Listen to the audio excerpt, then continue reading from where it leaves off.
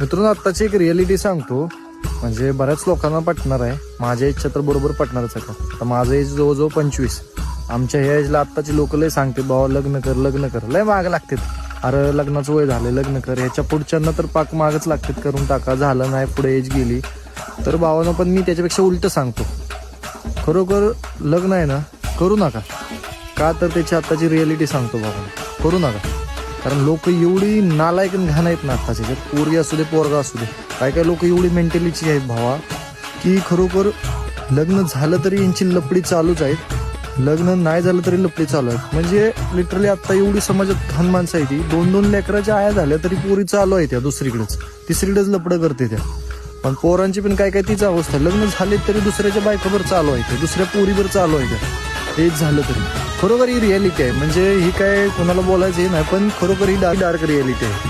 लोक एवढी नालायक झाले, त्यामुळे जे सांगतात ना लग्न कर लग्न कर, भावानं एवढं सोपं नाही राहिलेलं.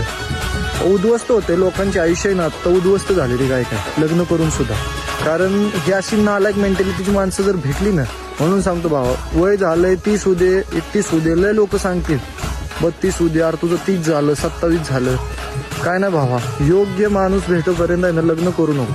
कारण एकदा जर केलंस आणि अशी जर भेटली तुला, तुझ्या आयुष्याचं वाटोच लावून जाणार. आणि कोणी असते, पोरगा असू दे पोरगी,